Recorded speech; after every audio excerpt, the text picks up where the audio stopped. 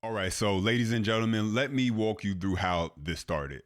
There was a clip of Ilhan Omar that has been floating around for months now. Most people, they scroll past it.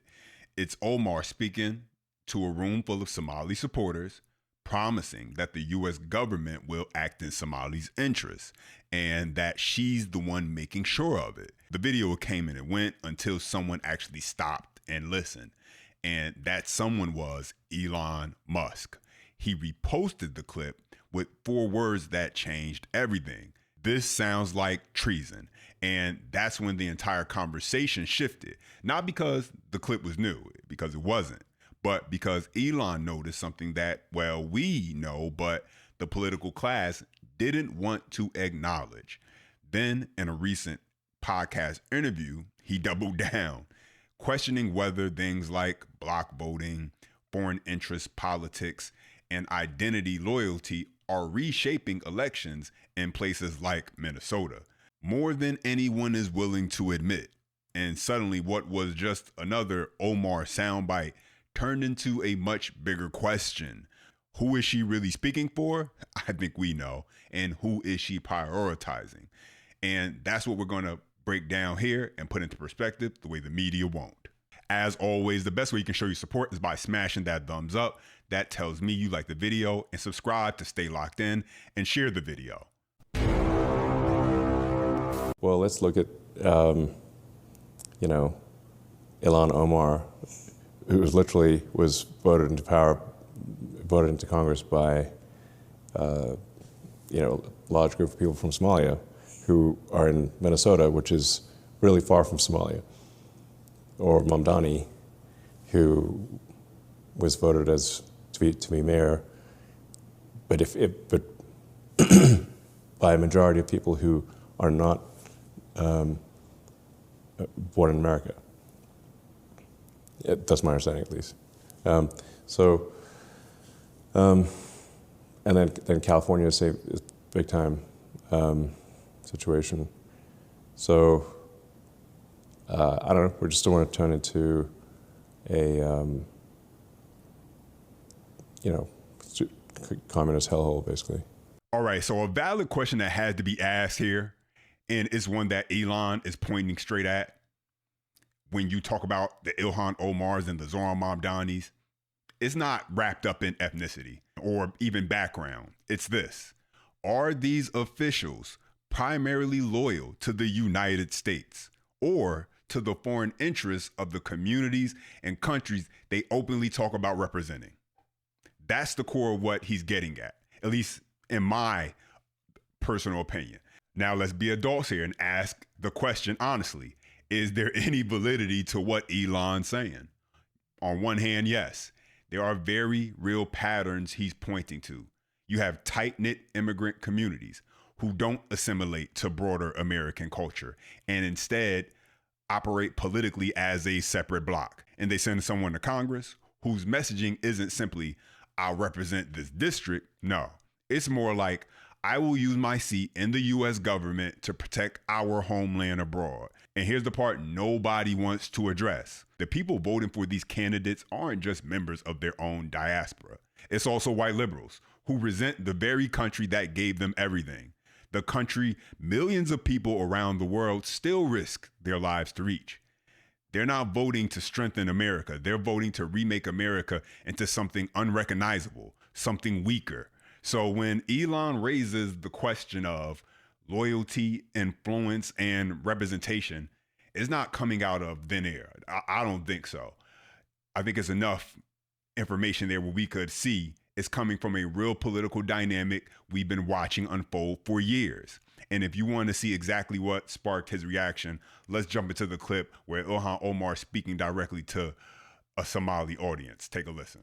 jawaabteedu waxay ahayd dawladda Mareykanka waxay ka qabanaysaa wixii annaga aan dhahno dawladda Mareykanka ka qabo waa kalsoonidaas inaan isku qabno annaga Soomaali hadii aan nahay wadankan annaga ku nool wadankan wadankii aan annaga tax ka dhiibno waaye waa wadankii gabar idinka dhalatayne ee Congress ka fadhiso intii aniga aan Congress joogo wadanka Soomaaliya biyaheeda dad kaleeta iyo badeeda dad kale ma qaadanayaan waddanka maraykankana kuma taageerayo dad kaleete in annaga ayna dhacaan marka taas ka seexda. All right, so first, forget the spin and look at the words Elon is reacting to right there. That clip that resurfaced is from January 2024, where Ilhan Omar is speaking in Somali to a room full of Somali constituents in Minneapolis. And the translated lines that went viral, Omar's telling the audience, the US government will do what we ask it to do while I'm in Congress, and promising US policy won't allow anyone to take Somali Sea. That's the raw material Elon is reacting to. And here's where this goes from just a controversial clip to a real governance problem, in my opinion, because what we're looking at with Ilhan Omar isn't just one person, one speech, because it's a model where you build power off of tight identity-based voting blocks, campaign like a representative of a homeland abroad, and then walk into the United States Congress and use American power to influence your foreign agenda. And personally, I don't think that's what should be happening. In my opinion, Congress is supposed to be where we argue over what's best for America.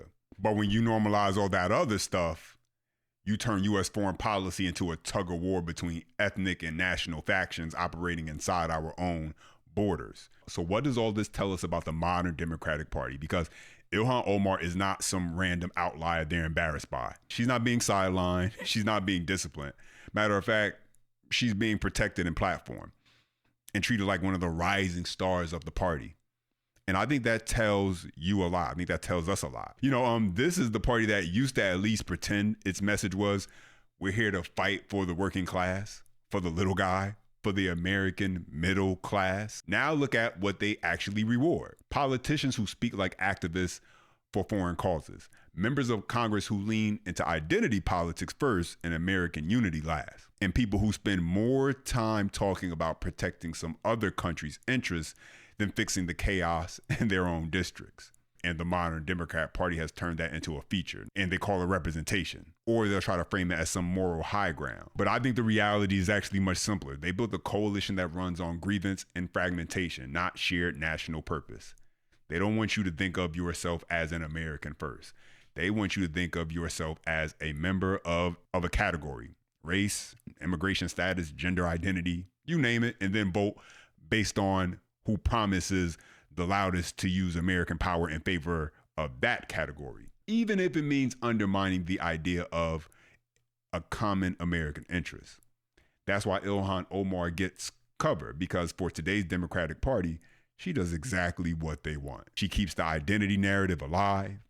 She keeps the victim oppressor storyline going strong. And she signals to every diaspora group and activist bloc, if you help put us in power, we will carry your flag into Congress. And meanwhile, what gets left behind? The American worker who doesn't have a lobbyist, the taxpayer who funds all of this, the communities in this country dealing with fentanyl, crime, inflation, and broken schools, and the list goes on, right? And so when they hear Omar talking about making sure Somali Seas is protected, they're thinking, wait, who's protecting my neighborhood, my kids, my city? And the Democrat leadership response is basically, be quiet, don't ask, or we'll call you a bigot. That's the game. And so when Elon Musk shines a light on this and says, this sounds like treason, the panic you see from Democrats isn't just about Ilhan Omar. No, I don't think that's what it's all about. It's about the fact that a wider truth is being exposed. Their model doesn't require love of country. It doesn't require putting America first. It just requires loyalty to the party and to the narrative. And if that means elevating people who speak like foreign advocates in American seats of power, they're fine with that, as long as the votes keep coming in. But now I want to hear from you. As always, the best way you can show your support is by smashing that thumbs up. That tells me you like the video, and subscribe and share this video for more breakdowns like this.